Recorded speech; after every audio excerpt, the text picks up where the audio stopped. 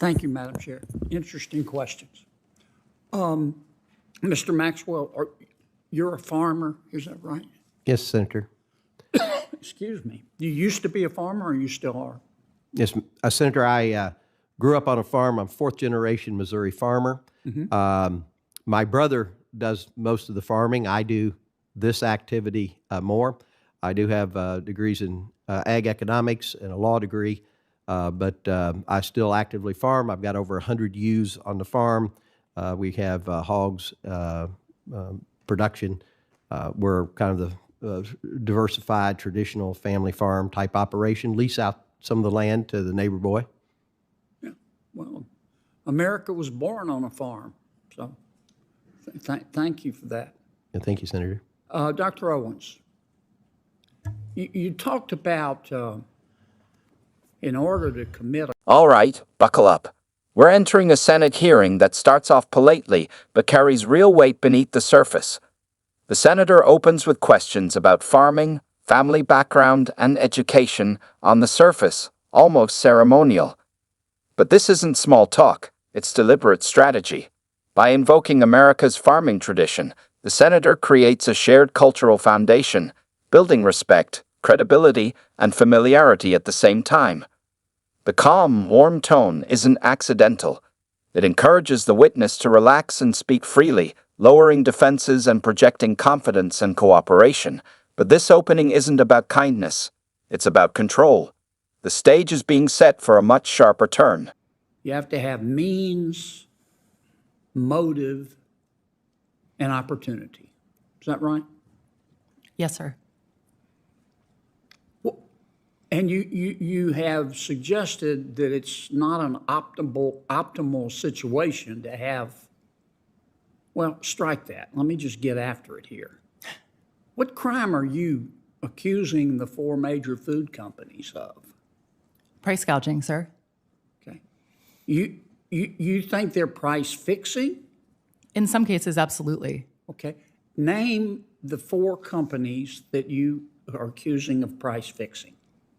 In the grocery sector or more broadly? The four you've been talking about. I mean, so I think... Name me every company that you think is price fixing in violation of the antitrust laws. Yeah, I mean, so the most recent example that I think is worth considering is Agristat. Yes, ma'am, but if you don't mind, we'll come back and do the examples. Name me the companies that you're accusing of price fixing. Well, the first one is Agristats, which the Department of Justice has sued for price fixing. Who else? In the grocery sector, we've got Walmart, we've got Kroger. Now the tone shifts, and you feel it immediately. The senator introduces the legal framework: crime, means, motive, and opportunity. The room tightens. This is no longer about opinions or policy preferences. This is about the law. He doesn't accuse anyone outright, and that restraint matters. Instead, he compels the witness to grapple with the implications of their own statements. The question itself sounds simple, almost harmless. Asterisk, what crime are you alleging? Asterisk, but it's anything but simple. It's a loaded demand for legal precision. Abstract theories about markets suddenly collide with the requirements of criminal law. The witness hesitates, recalculates, and slows their pace. You can see the realization take hold. This is the moment where academic language meets real-world consequences. The senator has shifted the ground beneath the witness's feet, and there's no easy way back. Walmart is price fixing. No, I haven't accused them of price fixing. What I've said is that they're able to expand their markup. Let me start over here. I want you price fixing is a serious crime, Doc. You can go to jail for that. And I want to be sure I understand your testimony. Who are you accusing of price fixing? Yeah, look, what my testimony clearly states No, is that... tell me which companies you're accusing of price fixing. You said some were price fixing, and I want to know which ones. Yeah, I mean, look... I may report them myself. The company that's absolutely under investigation by the DOJ. Which ones are price fixing? I think the Federal Trade Commission and the Department of Justice should take a close look at the four major grocers. They should take a close look at the four major meat packers. There are currently there's pending litigation. Which companies are price fixing? Tyson is a great example. Tyson, the large meat packer. Okay, who else? The big Who four else? meat packers are all Who else? currently That's one. Who else? like I said, I think This is where pressure completely replaces patience. The senator makes it unmistakably clear that he has no interest in broad narratives or economic theory. He wants specifics, names. Price fixing isn't a slogan, it's a felony. Each time the witness tries to generalize, the senator pulls the conversation back to concrete details. The repetition is deliberate and surgical, designed to expose hesitation, contradiction, and uncertainty. Company names begin to surface, only to be quickly walked back. Every retreat erodes credibility.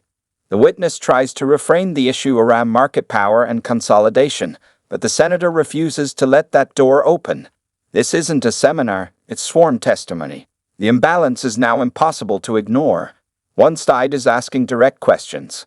The other is struggling to avoid direct answers. Which for price fixing? Walmart, Albertsons, Walmart's price Kroger. Fixing. Wait, I didn't say they were. I said taking a look. You just said they were. You can't come here and say and imply they're price fixing and then say they're price fixing. That's a serious allegation. You can be sued for defamation. I said we should take a close look Now, at the let companies me go back. who are- I want to be sure I understand your testimony. Are you telling me right here today that you're accusing Walmart of price fixing? I'm not personally accusing Walmart of price fixing. I am suggesting Who are that you accusing of price fixing? That's a serious charge. neither my written testimony nor my oral testimony makes explicit legal claims. So you're not accusing anybody of price fixing. No, I have pointed out that the Department of Justice is currently looking Who at are price you fixing accusing by of price agri-stats. fixing? Why won't you answer my question? Who are you accusing of price fixing? I'm pretty sure I have answered your question. No, you Senator. haven't. Just tell me the names of the companies, one by one. What's the first company that you're accusing of price fixing? I've mentioned AgriStats is currently Agra, investigating. what? AgriStats. All right, who's number two? I said Tyson's is currently under Tyson's investigation for is price fixing. Yeah. Who's number three? I've also said that I think the Department of Justice and the FTC should take a close look at Who's the number three? major grocery Who's number retailers. three? Is Walmart price fixing? I think that they should take a look at the Is extent to Walmart which price fixing? They should take a look at it. Is Walmart price fixing? I can't currently answer that question. I said that the You Department won't of answer that Justice. question. This segment is relentless and unforgiving. The senator raises the stakes by invoking defamation, lawsuits, and even jail time. Suddenly, every word carries weight. The witness points to investigations yet refuses to make a clear accusation, and that contradiction becomes the heart of the exchange. You can't imply criminal conduct and then refuse to stand behind it. Each attempt to hedge only deepens the problem. The senator never raises his voice. He doesn't need to. His calm, steady insistence does the real damage. By demanding clear yes or no answers, he strips away academic ambiguity. The comfort of speculation vanishes. What's left is hesitation, backtracking, and visible discomfort. In a hearing like this, hesitation speaks louder than any accusation. The unraveling isn't dramatic, but it's unmistakable. Albertsons. Is Albertsons price fixing? The Department of Justice and the Federal Trade Commission Is Albertsons price fixing? should take a close look at that. Is Albertsons price fixing? Again, I think the Department of Justice should take a close look. You don't want to say. No, Now, I mean, look, I'm not at the FTC. I'm not at the DOJ. yes, It's not- ma'am, but you've it's my accused job these to companies of breaking the law, and I think that you ought to have the courage to say in front of God and country what you believe. Now, you either do or you don't. Look, I believe that when companies get larger and larger, I understand and what larger, you believe, it but I becomes understand easier and you're waffling. easier. You're and easier waffling to like a coordinate. bank catfish. Okay, It's easy to coordinate price hikes Dr. when you're Antoni, large and there are Dr. fewer Antoni, companies. I think it's been well established that if we discovered life on Mars tomorrow, Joe Biden would send it money. To what extent has his deficit spending contributed to inflation? And do you know of any of these companies? Would you care to accuse someone of a crime here today? And if anybody else would, just let me know. If somebody is price fixing, Now the exchange takes on a moral edge. The senator frames the issue as a question of courage. Either stand by what you've implied or admit you don't truly believe it. There's no middle ground. The witness pivots yet again, retreating into talk of size, coordination, and systemic risk instead of criminal conduct. The senator shuts it down immediately. This isn't a theoretical exercise, it's sworn testimony. Serious accusations demand serious proof. Without evidence, authority collapses quickly. The witness's language softens, growing less certain and more cautious. The senator, meanwhile, becomes sharper and more controlled. The power dynamic has fully reversed. What began as a confident critique ends as a defensive explanation. This moment reveals just how fragile bold rhetoric becomes once real accountability enters the room. I want to know.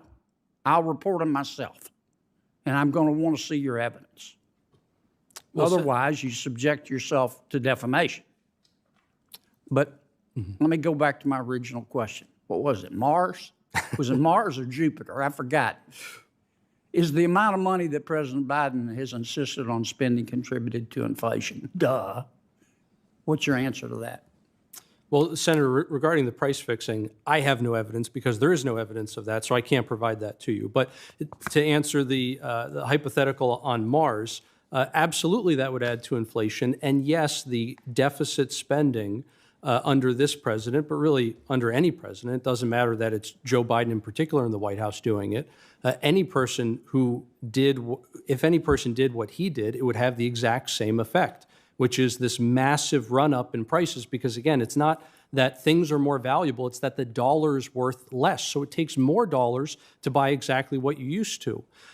And if you look at, again, the Biden administration's own data, these aren't my figures, these are figures from the Biden administration. They show that prices paid by businesses and prices paid by consumers have gone up almost exactly the same, about 19%.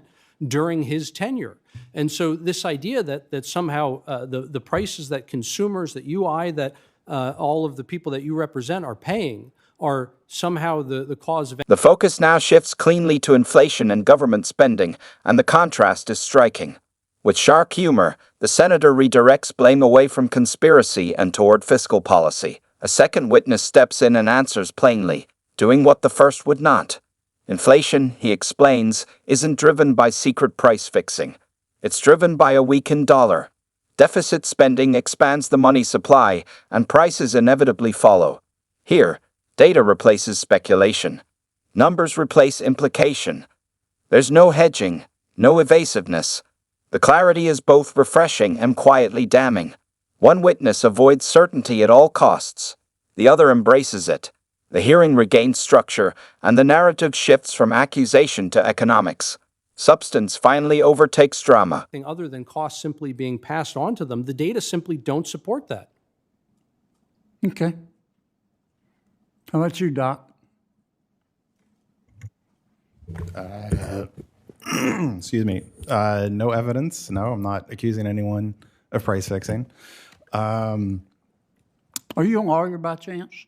I'm sorry? Are you a lawyer by chance? Oh, no, I'm not. Just an economist. Okay. What happens if you accuse somebody of price fixing and they didn't do it? I probably don't want to be that person. You got good insurance? Yeah. No, I'm not. Not doing that. Okay. Go ahead. As far as the fiscal stimulus stuff, that's a standard economic model. And you can go back and look, multiple people, Olivier Blanchard is one, some of the upper bound estimates on how big the shortfall in demand was after COVID and the shutdowns. So like one of the largest upper bound estimates that I've seen is about $680 billion, just the COVID package of 1.9 trillion. That's already almost 3 times the size of that. So that's...